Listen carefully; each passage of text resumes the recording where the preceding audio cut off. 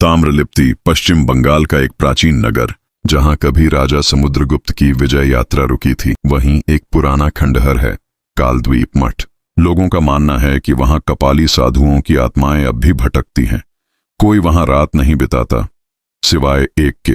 अद्वैत एक युवा इतिहास शोधार्थी कोलकाता विश्वविद्यालय से ताम्रलिप्ति आया था। उसकी दिलचस्पी पौराणिक कथाओं की सच्चाई खोजने में थी। वह कालद्वीप मठ में रात बिताने की जिद ठान चुका था। उसने मठ में प्रवेश किया। चारों ओर वीरानी थी, पर दीवारों पर बनी पौराणिक चित्रों ने उसका ध्यान खींचा।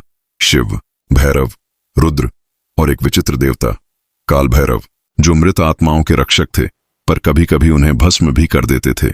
रात के 2 बजे जब अद्वैत सोने की कोशिश कर रहा था, तभी उसे मंदिर के गर्भगृह से आवाज आई, मंत्रोच्चार की धीमी गूंज। उसने टॉर्च ली और भीतर गया। गर्भगृह के भीतर उसे एक पुराना त्रिशूल मिला, खून से सना हुआ। उसी समय पीछे से दरवाजा बंद हो गया। अब वो अंदर फंस चुका था।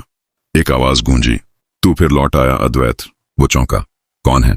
मैं पहली बार यहां आया हूं। लेकिन दीवार पर लगे एक पुराने चित्र ने सब कुछ पलट दिया। उस चित्र में एक साधु खड़ा था, हूबहू अद्वैत जैसा। नीचे लिखा था, साधक अद्वैत, जिसने काल भैरव की साधना पूरी की और फिर धोखा देकर मठ को छोड़ दिया। अद्वैत का सिर चकरा गया।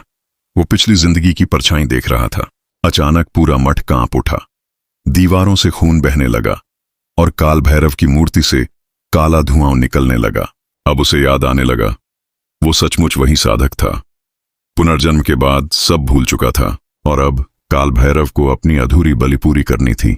चीख की गूंज मठ के बाहर तक पहुंची। फिर सब शांत हो गया। अगले दिन सुबह मठ खाली मिला, लेकिन अब वहां एक नई पेंटिंग थी। उसमें एक युवक त्रिशूल पकड़े खड़ा था, हूबहू अद्वैत जैसा।